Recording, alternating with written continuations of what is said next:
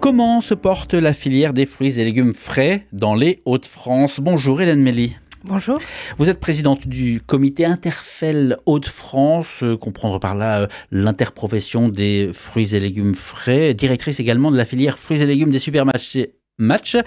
À vos côtés, Amandine Cochet, bonjour. Bonjour. Déléguée régionale d'Interfel, cette même fédération. D'abord, pour poser le décor, quels sont les fruits, légumes frais phares dans la région des Hauts-de-France ? On ne peut pas parler en fait de la région des Hauts-de-France sans parler de l'endive, qui est vraiment le produit phare de notre région. Mais puisqu'ils sont produits dans la région Hauts-de-France, 90% de la production française. Est-ce que c'est consommé aussi sur place, au niveau de la production ? C'est plus consommé dans les Hauts-de-France que dans le reste des autres régions. Mais la totalité n'est pas consommée. On a un de nos administrateurs d'ailleurs qui dit régulièrement que si on consommait la totalité, il faudrait se réveiller la nuit pour manger de l'endive. Pour manger de l'endive et des chicons. Qu'est-ce qu'il y a d'autre? Parce qu'on parle d'oignons, on parle de quoi? Alors, on a beaucoup de légumes divers qui sont produits dans la région, poireaux, oignons, choux. Et puis après, en fruits, on a les pommes et puis les fruits rouges qui commencent à se développer également. Et on a une petite production de tomates. Ça, c'est du côté de la production. Du côté de la consommation, par exemple, vous évoquiez la pomme. La pomme, elle arrive en deuxième, dans les fruits les plus consommés, derrière l'orange. Est-ce qu'on consomme local? On consomme local dans la mesure de ce qui est fabriqué, produit chez nous, un peu plus.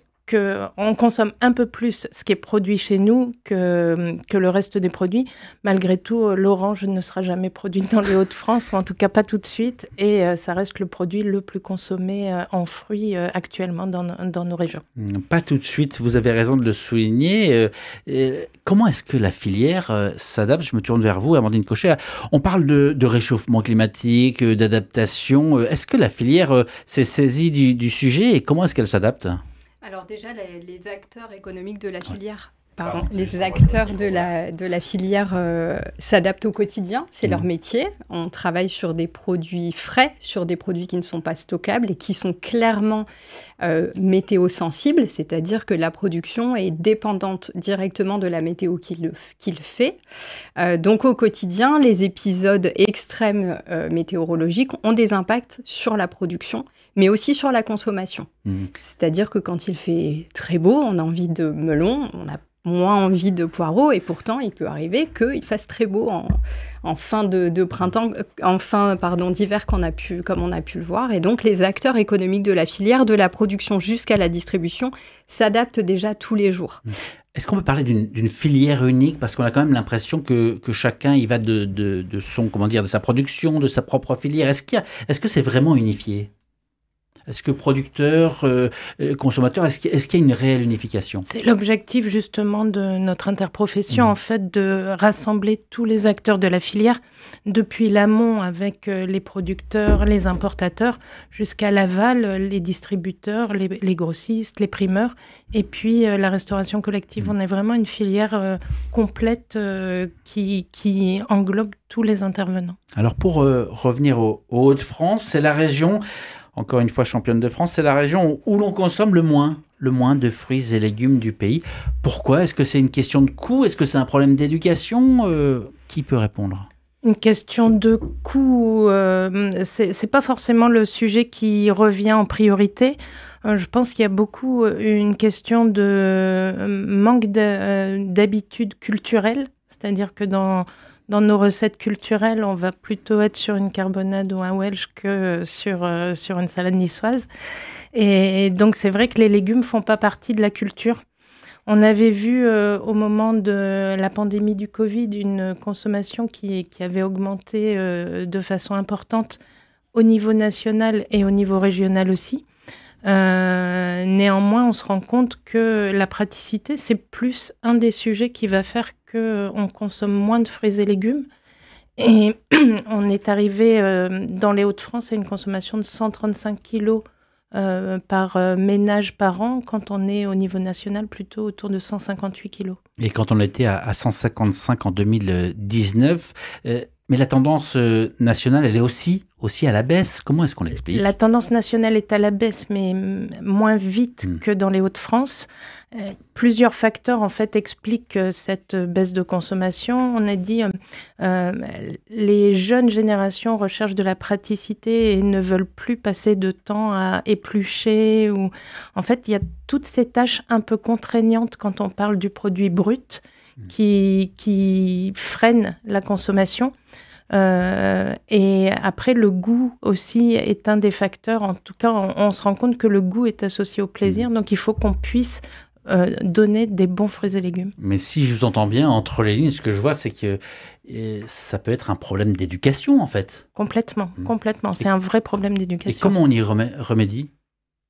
Alors, c'est vrai que c'est un problème d'éducation à deux niveaux. Déjà, au niveau de la maison, puisqu'effectivement, on voit de génération en génération une habitude de cuisiner qui se perd et de cuisiner des produits bruts. Mais effectivement, c'est aussi un problème d'éducation à l'école, puisqu'on en parle peu. On parle peu d'alimentation saine et diversifiée. Dans les autres régions non plus. Alors, pourquoi chez nous, justement? Tout à fait. Alors, dans la région, on a plusieurs facteurs. Donc, comme le disait Hélène, le côté culturel et gastronomique dans les Hauts-de-France. Heureusement qu'on a quand même le gratin de Chicon pour relever un peu le niveau, entre guillemets, de la consommation, de l'intégration des fruits et légumes dans nos recettes locales. Mais la consommation de fruits et légumes frais, comme de tous les produits bruts en général, est liée d'une part au salaire médian et au niveau d'études, et à des habitudes familiales qui se transmettent de génération en génération. Comment est-ce qu'on fait pour casser ces habitudes familiales? Parce que, par exemple, on parle de cuisine, vous parlez de frais. Un plat cuisiné n'est pas forcément plus cher qu'un plat tout préparé. Tout à fait, mais là, on parle bien de perception du prix et pas de prix. Parce que c'est vrai que quand j'entends souvent cette remarque de dire on ne consomme pas beaucoup de fruits et légumes parce que c'est trop cher, j'ai tendance à répondre dans les hypermarchés, citez-moi 10 produits moins chers au kilo. Il ne faut pas oublier que le prix de la chips au kilo est quand même autre chose que le prix de la pomme ou même de la pomme de terre. Vous citez les hypermarchés. Est-ce que c'est le premier lieu de consommation? Dans les Hauts-de-France, 78% des fruits et légumes sont achetés dans les hypermarchés, dans la grande distribution. Pas forcément sur les marchés, sur les circuits courts, sur les AMAP? Non, on est plutôt sur les marchés, plutôt autour de 7-8%. Oui. Et 2% en vente directe. Donc, ça représente vraiment dans les Hauts-de-France une frange très faible des achats de fruits et légumes. 2%, ça paraît quasiment rien, alors que la production, si je vous entends bien, est omniprésente. Comment est-ce qu'on peut expliquer cela ? Alors, ça s'explique notamment par le fait que dans les Hauts-de-France, en termes de production agricole, on a tendance à être quand même très spécialiste de nos productions. On va voir dans le sud beaucoup de maraîchage diversifié, avec des maraîchers qui vont produire de nombreuses espèces différentes, alors que dans les Hauts-de-France, on produit sur des plus grandes surfaces, de plus grandes quantités. Et c'est un peu... c'est des habitudes de consommation qu'on a aussi dans le sud. On voit souvent des maraîchers qui vendent leur production au bord de la route. Dans les Hauts-de-France, on n'en voit pas. Donc, ça se reflète dans nos habitudes d'achat d'aujourd'hui, même si c'est vrai que la vente directe et les opportunités d'acheter en direct se développent. On a pas mal d'AMAP, notamment, qui se développent. En termes de volume global, ça reste le plus petit mode de distribution disponible aujourd'hui. Hélène Mélie, présidente du comité Interfel. Amandine Cochet, déléguée régionale de ce comité Interfel dans les Hauts-de-France, sont les invités de RCF Hauts-de-France. Interview à retrouver en intégralité sur la page YouTube d'RCF Hauts-de-France ou sur le site rcf.fr Région Hauts-de-France.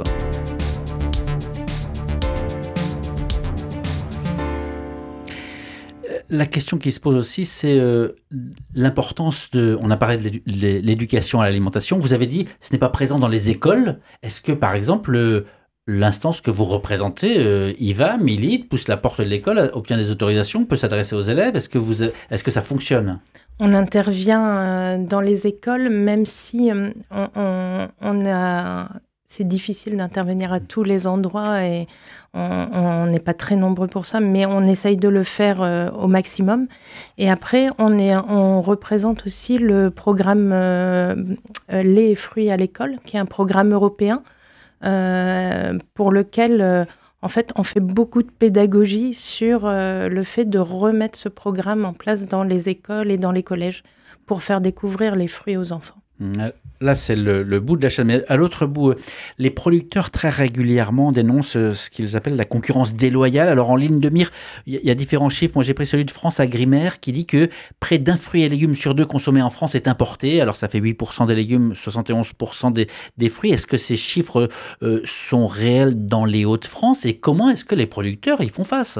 Alors, c'est difficile de mesurer spécifiquement dans les Hauts-de-France l'origine des produits. Au niveau de la France, on sait le faire et on a les chiffres. Effectivement, ce sont 51%, pour être précis, de la quantité de fruits et légumes consommés en France qui viennent d'exploitants français.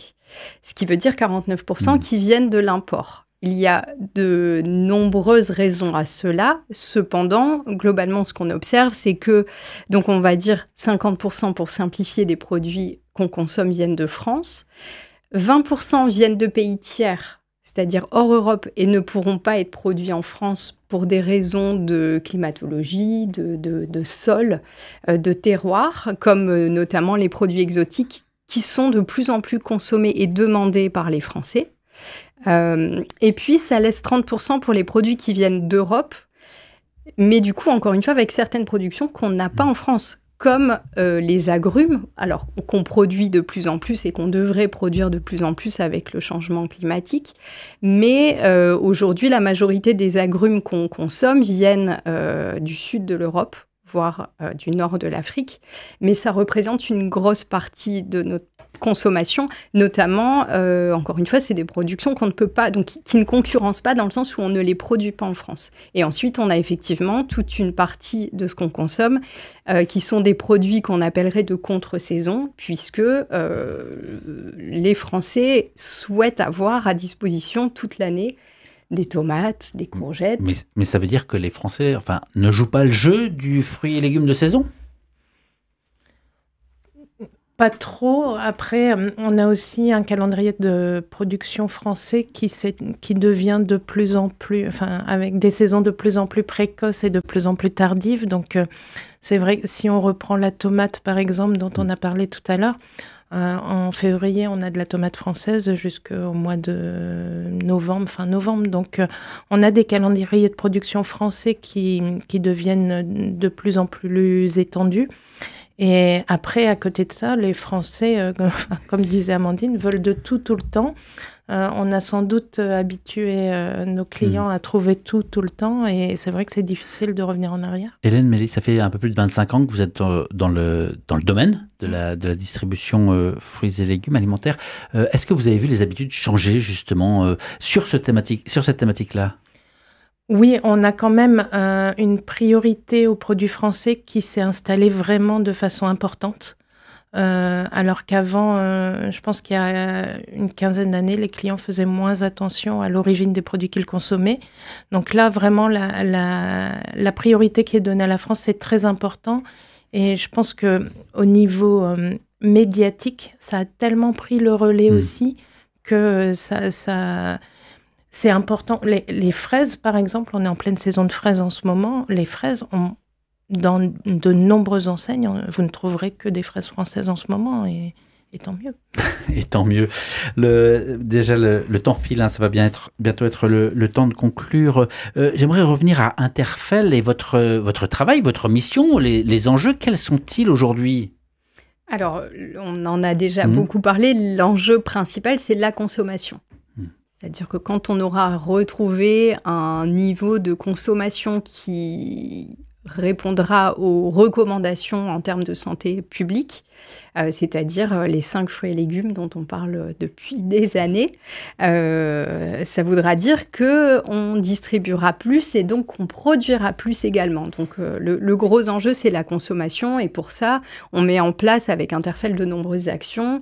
On va s'adresser au public en participant à de nombreux événements qui vont de terre en fait, par exemple pour un événement vraiment régional, jusqu'à de nombreux festivals de musique, parce que ce sont les jeunes qui consomment le moins, donc on va là où ils sont. Pour les sensibiliser de façon ludique et gourmande.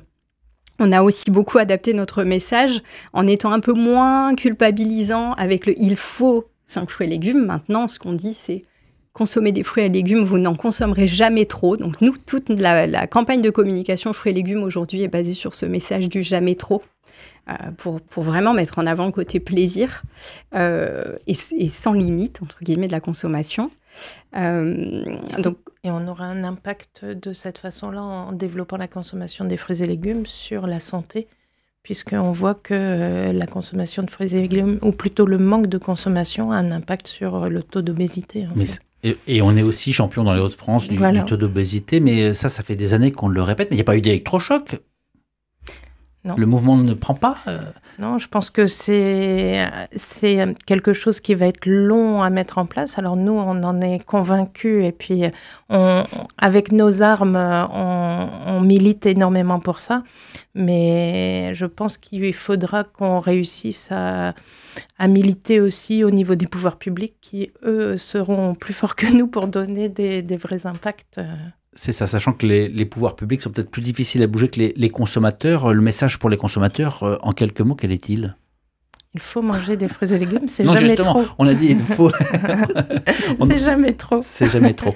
Eh bien, en tout cas, merci beaucoup à toutes les deux d'avoir pris le temps de venir répondre en direct à ces questions sur RCF Hauts-de-France. Hélène Mélie, je rappelle que vous êtes présidente du comité Interfel Hauts-de-France, directrice filière fruits et légumes des supermarchés Match. À vos côtés, Amandine Cochet, déléguée régionale d'Interfel, qui est donc l'interprofession des fruits et légumes. Merci à toutes les deux d'avoir répondu à ces questions. Merci à vous. L'entretien va être à retrouver sur la page YouTube d'RCF Hauts-de-France et sur le site rcf.fr Région Hauts-de-France.